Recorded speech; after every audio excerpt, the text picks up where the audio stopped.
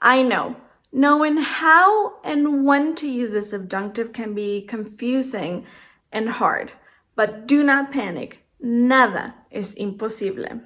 Today, we're going to do a quick express review of some basics of this grammar topic, and I am going to share 5 verbs that trigger the use of the subjunctive.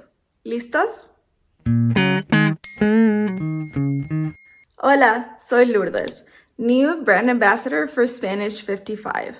I was born and raised in Mexico City and have always had a passion for language learning, so I became a Spanish teacher.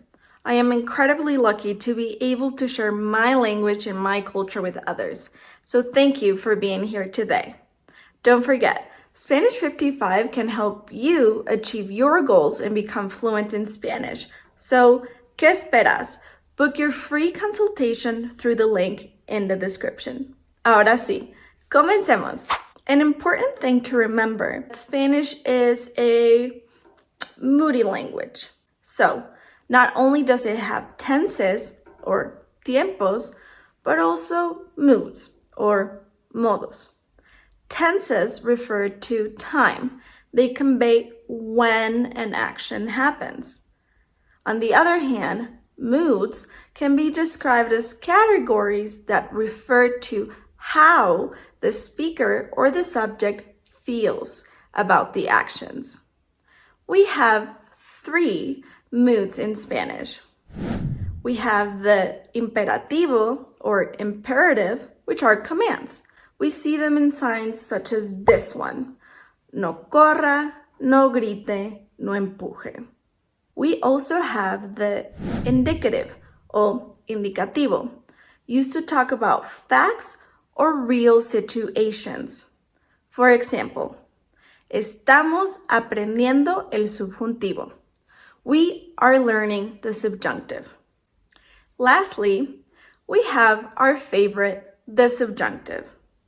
While the indicative conveys certainty or objectivity, like the name suggests, the subjunctive conveys the opposing concepts, such as uncertainty, subjectivity, doubts, hypotheticals, and recommendations. Let's look at an example. Yo recomiendo que estudies español con Spanish 55. This is a recommendation that I am making to you. It is my belief that you would benefit from studying the language with us. However, I do not know if you will actually take me up on it, although I really hope you do. Another very important thing to remember is that the subjunctive is used in subordinate dependent clauses, which means that the clause containing the subjunctive follows a main clause, and the subjunctive clause depends on the main clause, meaning that by itself, it wouldn't make sense. Let's look at our previous example. Yo recomiendo que estudies español con Spanish 55. Here, our main clause is yo recomiendo, followed by a subordinating conjunction, que, followed by the subordinate clause, estudies español con Spanish 55. If I were to isolate the subordinate clause, estudies español con Spanish 55, it would not make sense by itself. I know this is a lot of information. Do not fret about all of the terms that I am throwing at you.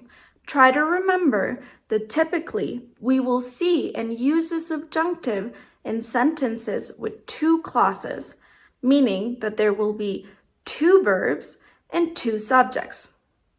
In our example, the first subject is yo. Our first verb is recomendar, conjugated in the present indicative. Our second subject is tú, although it is not explicit. And our second verb is estudiar, conjugated in the present subjunctive. Brand Ambassador Andrea does a great job at explaining this further and also how to conjugate the subjunctive in this video, so make sure you check it out. I will also leave the link in the description. Now that we have the basics fresh in our brain, let's look at the 5 verbs that, followed by the conjunction que, trigger the subjunctive. Número 1. Aconsejar. To advise. El doctor aconseja que haga ejercicio todos los días. The doctor recommends that I exercise every day. This is a recommendation. I might not follow it because of time constraints or simply because I do not share this belief with my doctor. Número 2. Dudar. To doubt. Dudo que Mariana venga a la fiesta. I doubt that Mariana will come to the party. This sentence is conveying uncertainty and doubt. But regardless of what I say, Mariana might or might not show up to the party. I do not know yet. Número 3. Prohibir. To prohibit. Las reglas prohíben que los conductores manejen a alta velocidad. The rules prohibit drivers from driving at high speeds. We use the subjunctive with this verb since only because something is prohibited doesn't mean that people won't actually do it. People drive over the speed limit all of the time and they get tickets for it. Número 4. Preferir. To prefer. Carlos prefiere que tengamos clase en la mañana. Carlos prefers that we have class in the morning. This is subjective specifically to Carlos. That is his preference.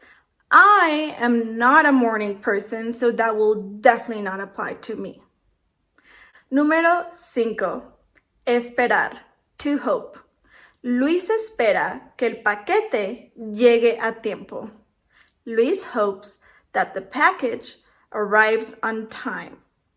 This is expressing a hope or wishful thinking because even though Luis is crossing his fingers so that the package arrives there when he needs it, it might not. Now, look carefully at the 5 examples and see how all of the sentences can be divided into a main clause and a subordinate clause joined by the conjunction que. Additionally, note how all of the verbs express hopes, wishes, subjectivity, or uncertainty. What other verbs do you think could trigger the subjunctive? Let me know in the comments. If you like this video, please make sure you give it a big me gusta and please subscribe to our channel for more. Hasta pronto!